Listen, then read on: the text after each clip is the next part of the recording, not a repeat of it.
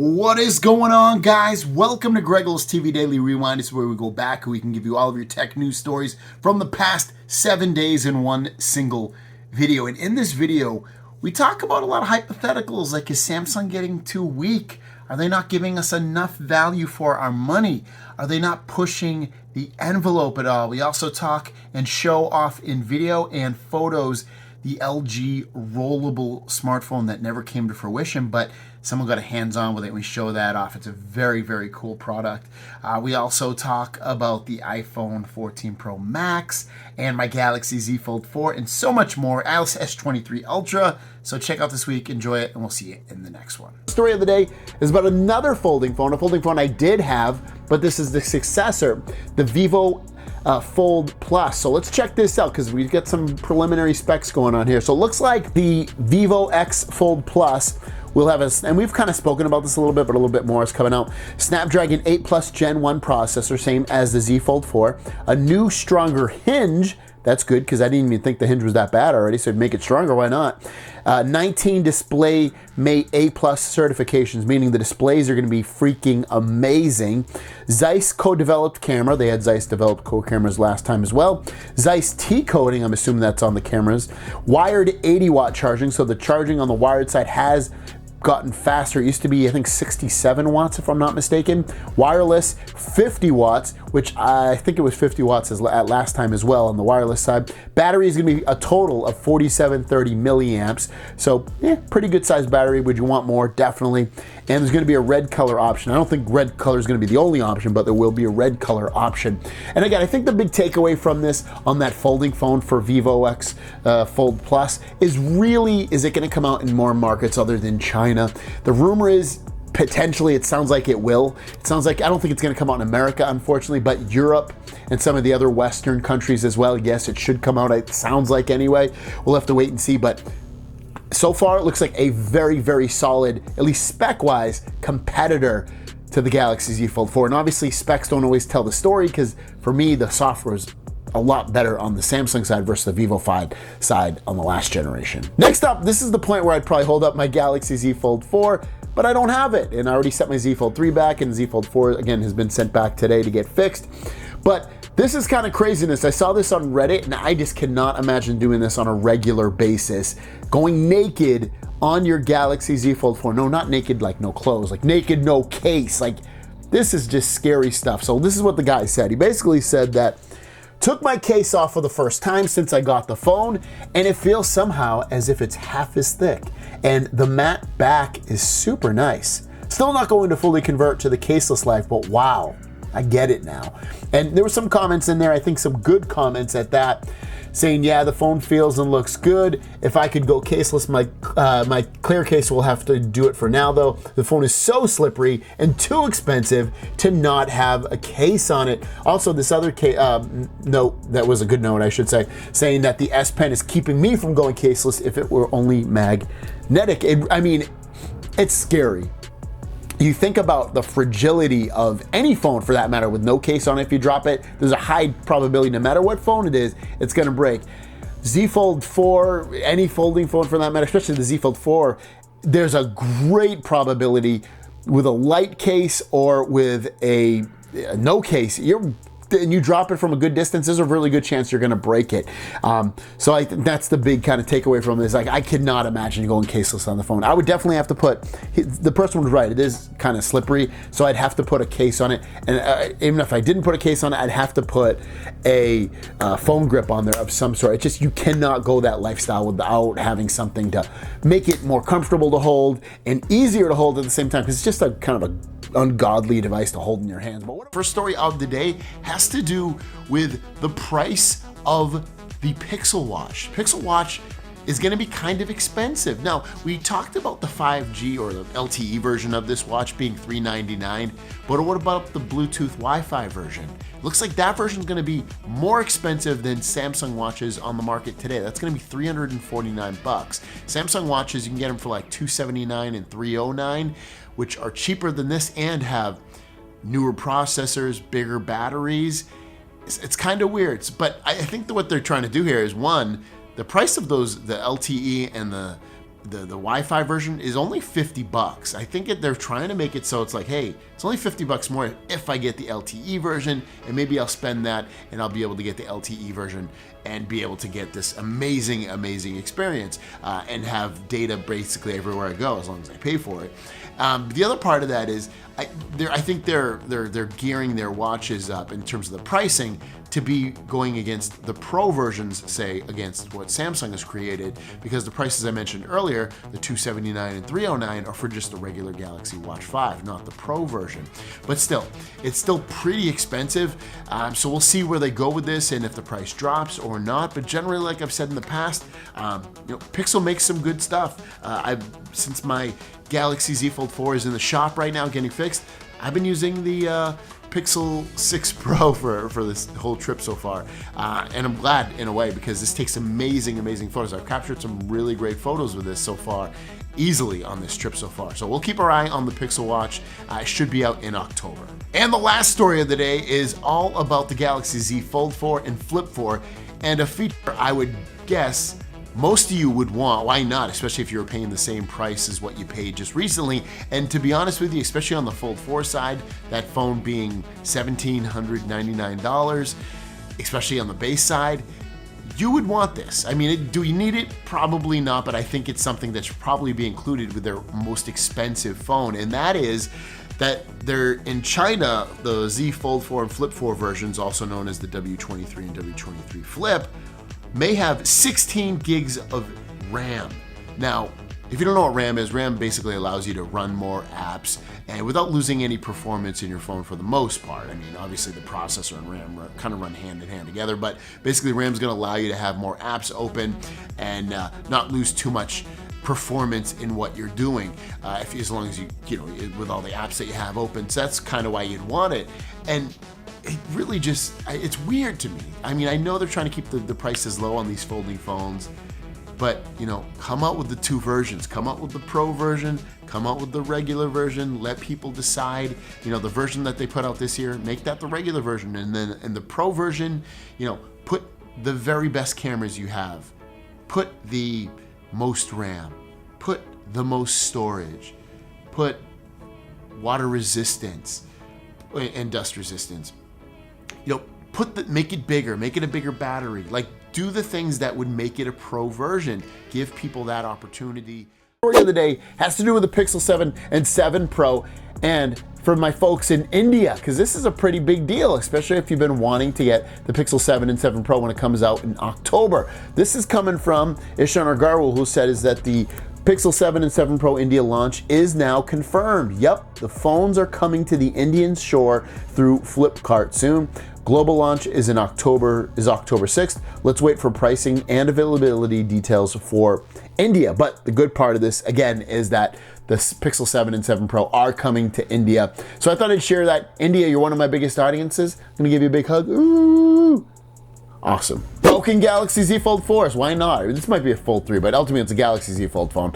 And as you know, I broke mine, or it broke, I should say. It has like a broken pixel. I don't have it right now. And the other thing, if you see me using my Fold in some videos, I do have a kind of like a backlog of videos that I have recorded. So if you see it in one, it doesn't mean I have it and it's fine or it's not broken. I had a few questions like that.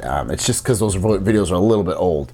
But to continue with this, I thought this is kind of an interesting story because it's kind of like mine. Like, I was using it, I closed it, I went back to it a few minutes later, and it had that big pixel. It was kind of broken. And this guy's situation is somewhat similar as well, because his headline says it happened, and it shows his phone with an issue, like, the discoloration on that big display.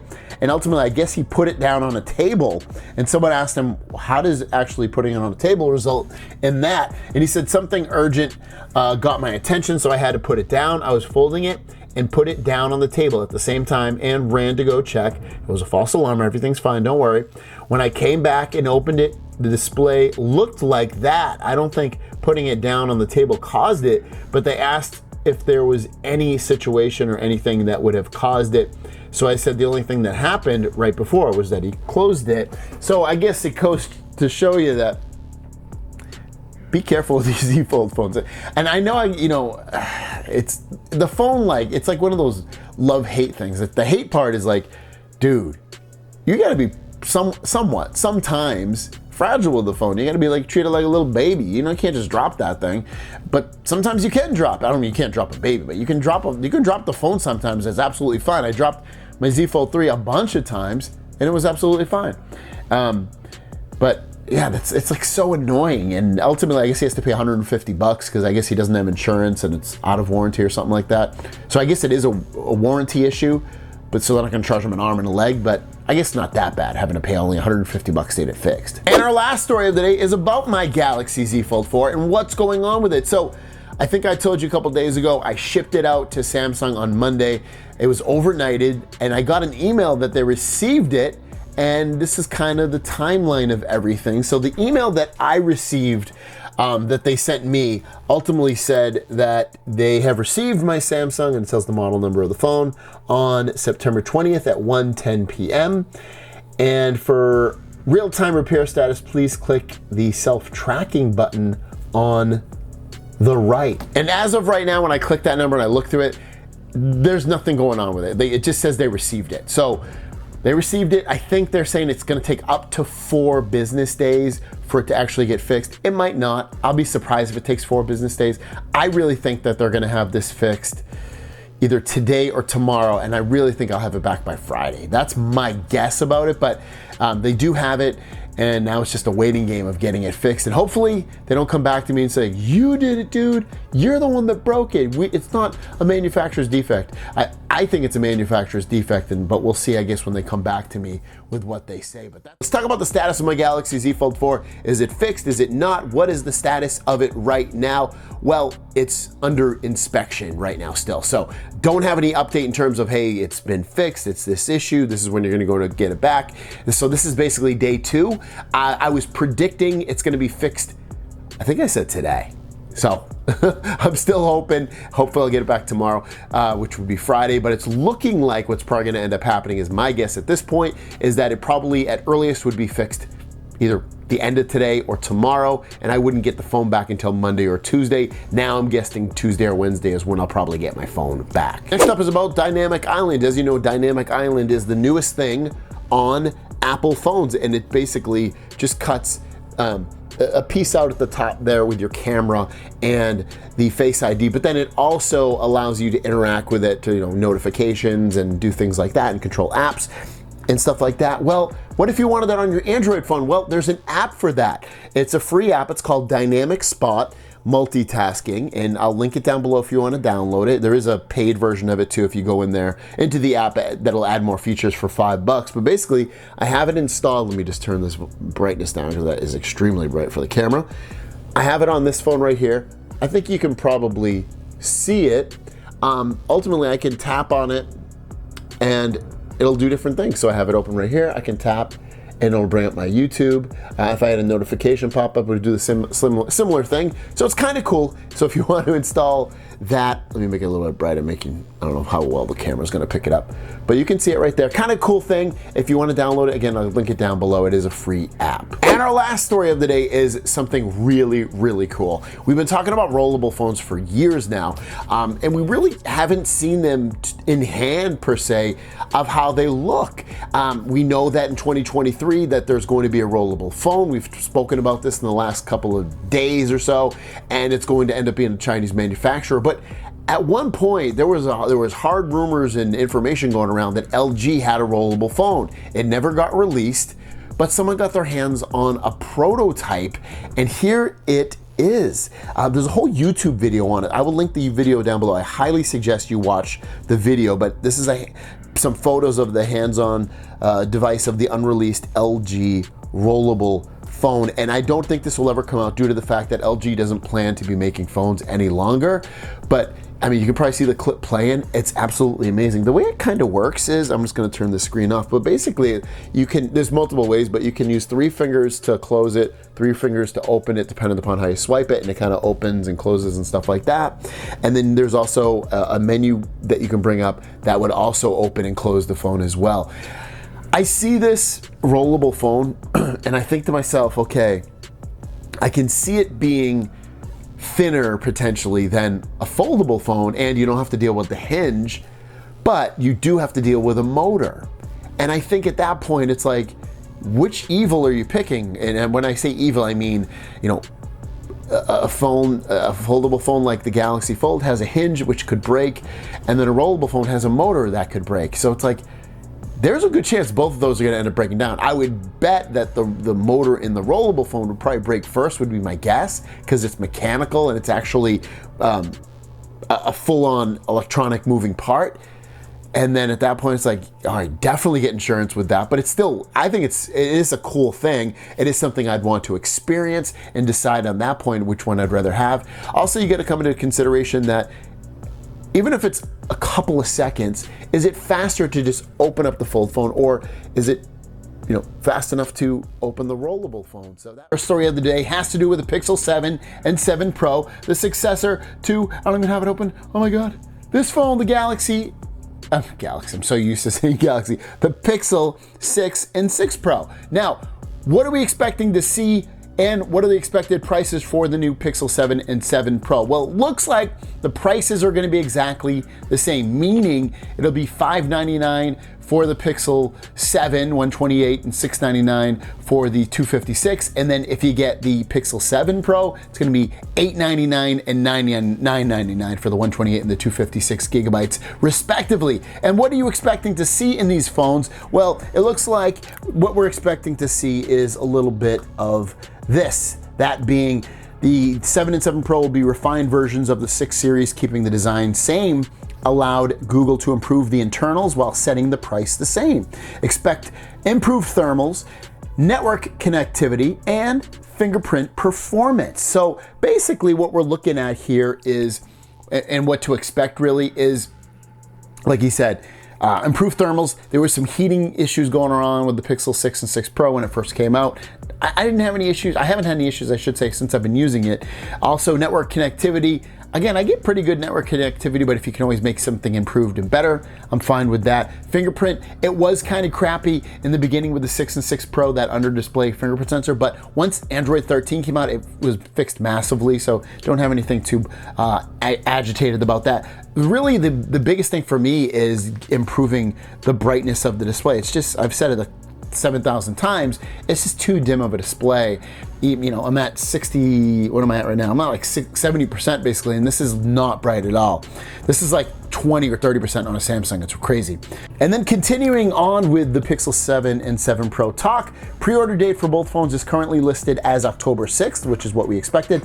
Also expected is an October 13 release, but there are rumors it might be delayed until the 18th. So you're looking at release date anywhere between October 13th and as long as the 18th, but that's not all. Target is slated to offer a $100 gift card with the Pixel 7 and a $200 gift card with the Pixel 7 Pro, though I'm not sure if there will be other requirements besides you just buying the phone. We'll see on October 6th. So it seems like they're gonna have some nice pre-order buys. Maybe not that, because that's specifically for Target, but usually these companies kind of copy each other, meaning if you get it at Target, you get a similar deal at Best Buy, or maybe you get some really cool gifts if you buy the phone directly from Google. That's my guess, is that Google's probably going to give some sweet trade-in offers, kind of like akin to what they do with Samsung, but my eyes will be peeled, and we'll talk about this as time gets closer to the actual release. Next up, as you can see from the headline, if you're looking to get an S23, this is the base version, it has passed the network certification and still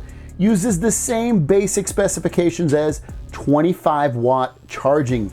Almost the slowest fast charging in mobile phone industry for the Galaxy S23. 5 years in a row they've used 25-watt charging. This is getting ridiculous. I cannot believe that the regular S23 still is only gonna have 25-watt charging. Last story of the day has to do with my Galaxy Z Fold 4. Quick little run through. Had a damaged pixel on there. I saw that on Thursday or Friday. I shipped the phone back this past Monday. They got it on Tuesday. It's now Friday, so we're looking at 3 days since they've had it. And today, this morning, I got an email, a text, and another email. The first email basically said that, hey, we fixed your phone, and we are, they didn't even say we're shipping it back. They just said expect it in like 4 or 5 days. But then I got another email saying it was shipped, so it's on its way to me. I should hopefully have it Monday. I would love to get it tomorrow because it says next day shipping, but I would think either tomorrow, which I don't think they do Saturday deliveries for UPS, but probably Monday. But ultimately, this is what all the information came out about it. It says, original problem, screen display, LCD touch panel, LED, LCD segment line missing, which is what basically I found you. Said problem found, pixel line missing on display, extensive physical damage, which is weird because I didn't break it. Solution, replaced LCD, replaced PBA. If you have any additional questions, please call us at 1-800-SAMSUNG and reference ticket number, and they give me the ticket number. So the big takeaway is I don't have to pay anything at all. It didn't use my Samsung Care Plus insurance at all. I don't have a deductible to pay. It was a manufacturer's defect, just like I had thought it was. So that's great news that I'm getting it fixed ultimately for free, and I'll have it back probably no later than Monday. And that's pretty much the story right there. Pretty seamless transaction in terms of me, except the worst part was calling in and trying to figure out who would take control of the situation in terms of like, okay, which department at Samsung would take hold of it and be like, okay, we'll help you out. I had to like kind of fight my way through that part. But everything after that, getting it shipped out and all that, it's pretty, not too bad. If I hadn't had a backup phone, it would be a little bit of a rough time for me because I'd be literally without almost a week without my phone. But luckily I have a lot of phones to choose from, so that's kind of the lining at the end of that tunnel. First story of the day has to do with my Galaxy Z Fold 4, and obviously it's been repaired, it's been sent now. And when am I going to get it? Well, the tracking finally updated. I actually won't get it back until Monday, unfortunately, but at least I'm getting it back Monday. So it's about a week, a little bit over a week turnaround time for all of that to happen. Some of you asked, hey, why didn't you bring it to Best Buy or an iFixit Repair It Center? They didn't give me that option. They said since it's a manufacturing defect, it has to go back to Samsung. At least that's what the lady told me. So that's why I ended up doing it that way. Our last story has to do with what we're seeing with the Galaxy phones, S22s, S23s and all that, and the charging speeds equations that are going on with all of that. It's like there's some crazy stuff going on because, as you know, we've been stuck on 25 watt for the most part for over 5 years, and 45 watt is not blazingly fast amazing versus 25 watts, basically the same for the most part. It's really the 0 to 50 times that get a little bit faster. And it's just not impressive. And you have all these other companies, especially in the Chinese world, that are getting crazy, crazy fast times, up to 200 watt fast charging. And we're stuck at 25 watts. We're still basically getting fully charged in about an hour, maybe a little bit over an hour, depending upon which phone you have. And it's just not impressive. It's not a great thing. Well, Ice Universe has been on a tangent and is on a tangent. And this time I have to agree with him, especially on the charging speed. So here he goes saying that the IQ 10 Pro 200 watt versus the S22 25 watt. After 14 minutes, the IQ has reached 100%. That's right, 100% in 22 minutes, while the S22 is only at 31%. It takes 53 minutes to go from 31 to 100. So you're looking at basically a little over an hour to get to 100% with that S22 phone. He goes on to say that basically you can charge the IQ 5 times to 100% in the same time it would take the S22 to do it 5 times. It's crazy.